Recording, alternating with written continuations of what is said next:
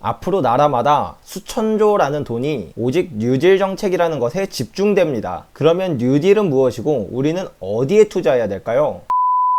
여러분의 투자 첫걸음을 만들어줄 투스텝의 양벨입니다. 요즘 뉴스에 많이 나오는 것 중에 하나가 한국판 뉴딜이라는 것입니다. 혹시 여러분은 뉴딜 정책이라는 것을 아시나요? 모르시는 분들을 위해 짧게 설명드리면 코로나와 같이 커다란 경제 충격이 오게 되면 수많은 사람들이 직장을 잃고 기업들이 도산하며 모두가 힘들어집니다. 따라서 국민들은 소득이 없으니 소비를 최대한 줄일 수밖에 없게 되겠죠? 그러면 더욱더 기업들은 매출이 줄어들고 그나마 버티고 있던 기업들마저 시간이 지날수록 죽어가게 됩니다. 이러한 상황을 막고자 정부는 아주 거대한 사업을 계획합니다. 그러면 수많은 인력들이 필요해지겠죠. 따라서 많은 사람들이 일자리를 얻게 되어 소득이 생기고 얼어붙었던 경기가 풀어지는 결과를 얻을 수 있게 됩니다. 바로 이것이 뉴딜 정책입니다. 한마디로 얼어붙은 경기를 회복시키기 위해서 정부가 빚을 내서라도 거대한 사업을 일으키는 것이죠. 현재 전 세계가 코로나로 인해서 수많은 사람들이 직장에 나갈 수 없게 되고 또한 외출 자체를 삼가다 보니 소비도 크게 줄어들었습니다. 그로 인해 경제가 크게 주저앉아 있는 상황인데요. 이것을 타개하고자 전 세계는 모두 뉴딜 정책을 시행하고 있습니다. 먼저 우리나라는 355조를 뉴딜 정책에 쓰겠다고 하였고 중국은 무려 8천조를 쓰겠다고 하였습니다. 그리고 미국과 유럽도 수천조를 뉴딜 정책으로 사용할 예정인데요. 그러면 저 돈을 구체적으로 어떻게 사용할지를 보면 우리가 어디에 투자해야 되는지를 알 수 있겠죠?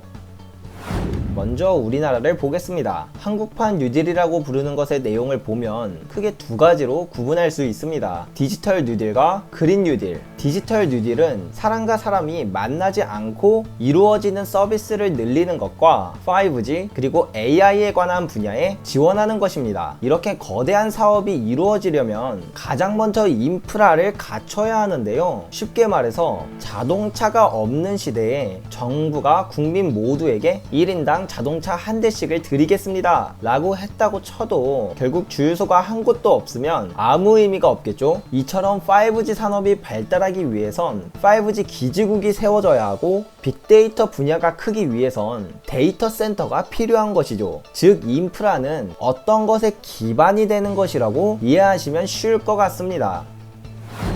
다음으로 그린 뉴딜은 이름에서 풍겨져 나오듯 지금도 우리가 많이 사용하고 있는 석유와 같이 환경을 해치는 에너지를 줄이고 친환경 에너지의 비율을 높이는 정책입니다. 대표적으로는 화력발전소와 원자력발전소를 줄이고 태양열 발전소와 풍력발전소와 같은 친환경 발전소를 늘리겠다는 것이죠. 그린 뉴딜의 정책 중 또 다른 관점에서 가장 떠오르는 것은 전기차와 수소차가 있는데요. 전기차, 수소차는 한국뿐 아니라 전 세계적으로 기름으로 가는 자동차인 내연기관 차량을 줄이고 전기로 가는 자동차를 늘리는 추세입니다. 유럽에서는 벌써 내년부터 기름으로 가는 자동차를 판매하면 한 대당 벌금 800만원이 부과됩니다. 이것은 세계적으로 변화하는 흐름이고 한국도 이를 따라가게 된다면 아까 자동차 예시를 들었던 것처럼 자동차가 다니려면 주유소가 먼저 지어져야 되듯이 수소차와 전기차가 다니려면 충전소가 먼저 지어져야 합니다.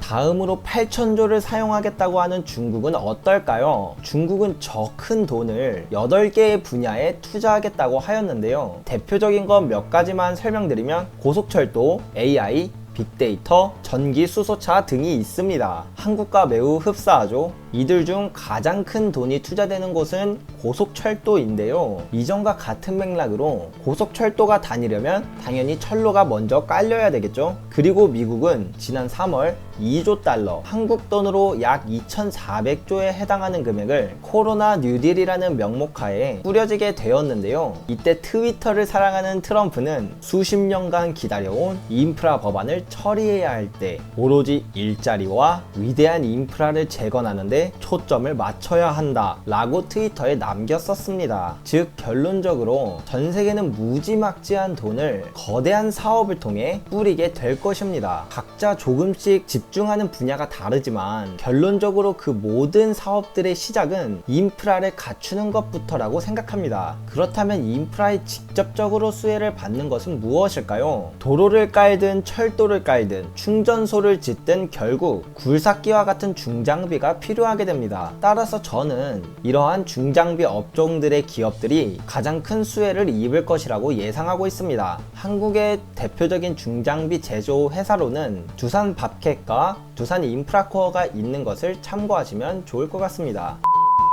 저도 자율주행이 크게 뜰지 5G가 뜰지 전기차 수소차가 뜰지 아니면 다른 어떤 것이 뜰지 모릅니다. 하지만 무엇인가 거대한 사업이 계속 일어날 것이고 그로 인해 무엇이 뜨던 상관없이 필연적으로 수혜를 받는 기업은 존재하고 그것을 찾는 것이 투자에 있어서 가장 현명한 투자가 아닐까 생각합니다. 모든 사업의 기초는 인프라부터이고 그럼 이 인프라 사업에 필요한 것은 또 무엇이 있는지 의견 남겨주시면 정말 감사하겠습니다. 오늘도 영상 끝까지 시청해주셔서 정말 감사합니다. 이상으로 투스텝의 양벨이었습니다.